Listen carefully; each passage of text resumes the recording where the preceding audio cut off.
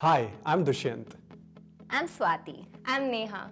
We're We're from from India India Hikes. For many years, we have heard about enough winter myths to fill a book.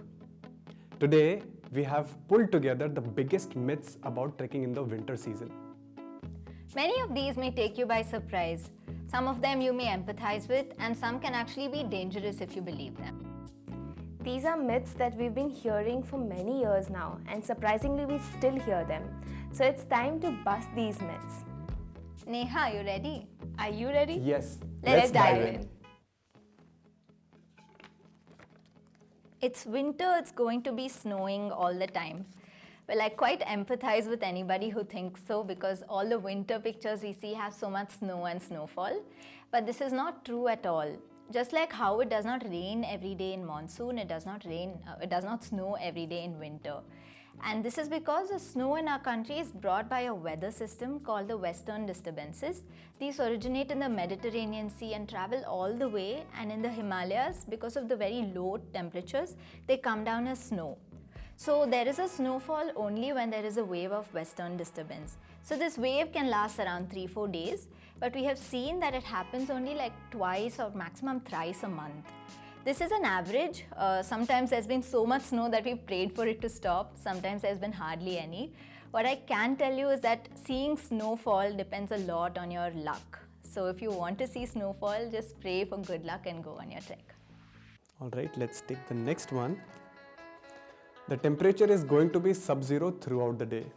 Well, I'm not surprised to hear that because all you see in a photograph is just snow, which makes you believe that it is going to be sub-zero throughout the day. Let me tell you that it gets really warm and the temperature can actually rise up to 15 degrees Celsius.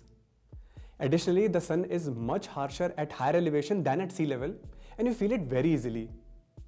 Now, just because of this myth, a lot of trekkers believe that they are not going to sweat while trekking. Let me tell you that you are exerting yourself and you do sweat. My tip here is that as soon as you reach the campsite, just change into dry warm layers and try to keep your core body temperature stable. Having said that, I want to say that the temperature is not going to be sub-zero throughout the day. It's a myth.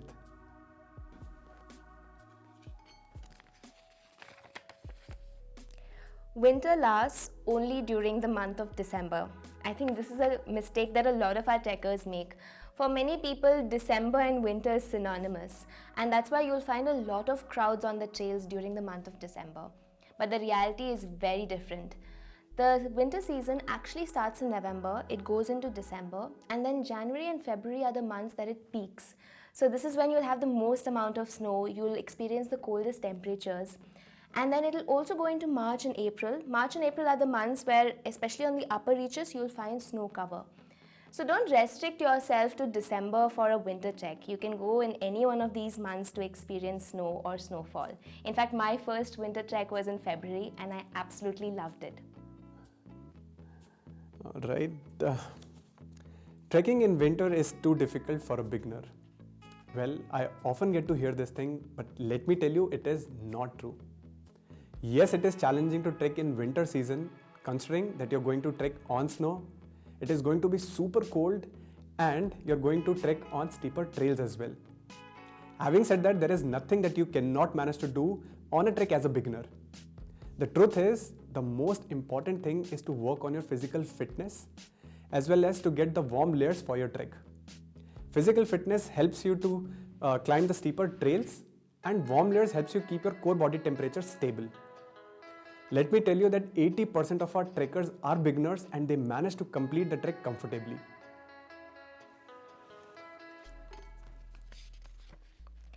I have one really thick jacket. I'll wear it instead of all the layers.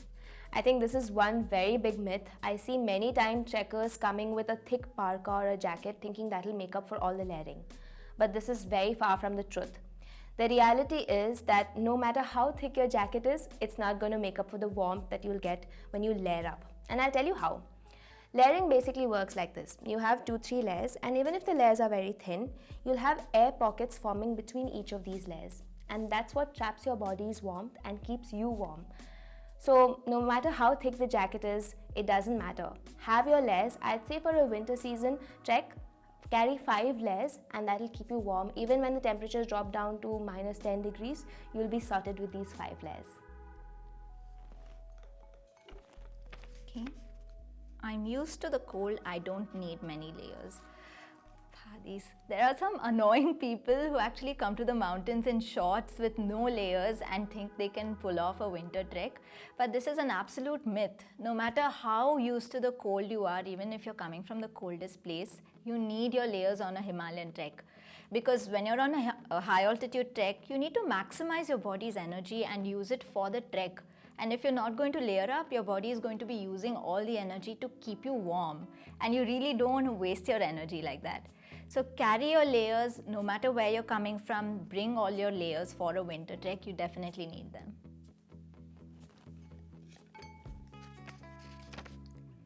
Kedarkantha is the best winter trek. I think this is a big myth that a lot of our trekkers fall for.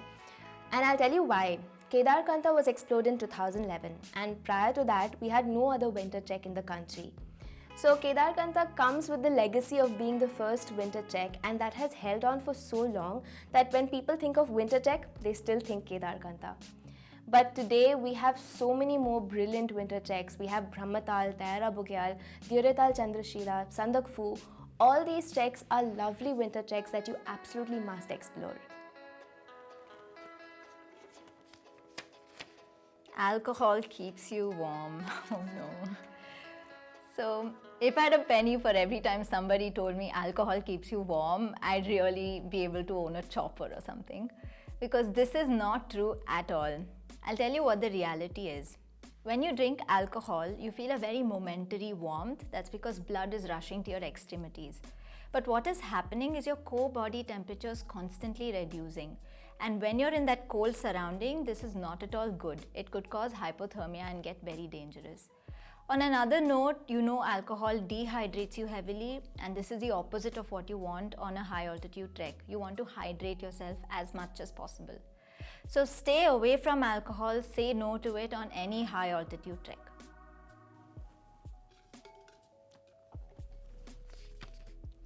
My nose is running while trekking. I think I have a cold. I think a lot of trekkers make this mistake, but it's not the truth. Because it's cold, condensation is what causes your nose to get runny. The warm air from your nose that gets exhaled comes in contact with the cold air and it condenses in your nose, which is why it tends to get runny. I've usually noticed that early mornings, late evenings when it gets colder is when this usually happens. So my pro tip for you would be carry a handkerchief with you. Also keep your face and your head covered at all times. This helps to reduce this runny nose, and you can peel off the layers as you get warmer. But basically make sure you have a handkerchief and you're sorted. Alright, let's see what we've got. You don't need sunscreen or sunglasses on a winter trek. Now, this is a big myth, it's not true at all. In reality, you need both sunscreen and sunglasses on a winter trek, and here's why. On a winter trek, the sun is quite harsh. In fact, it's a lot harsher than in other seasons. And on the ground, there's a lot of snow, which, as you know, is a very reflective surface. So it's like you have a sun on top and a sun at the bottom, and both of them are harming you. So two things can happen, snow blindness and sunburn. To avoid both of these, make sure you take your sunglasses and sunscreen. Put on your sunglasses as soon as you see snow and apply sunscreen every 3-4 hours to keep the effect of it going. So take care of yourself. So in this video, we brought few of the biggest myths that we have heard. If you know of any more myths or if you have any doubts regarding trekking during winter season, just drop in a comment and we'll help you out. To see more videos from Dushyant, Neha, me and all of us from India Hikes, make sure you hit the subscribe button and the bell icon next to it. That'll make sure you're notified of our videos. Thank you for watching. Also follow us on Facebook, Instagram and Twitter. We're also on LinkedIn, by the way, just got there, so make sure you follow us there. Thank you for watching.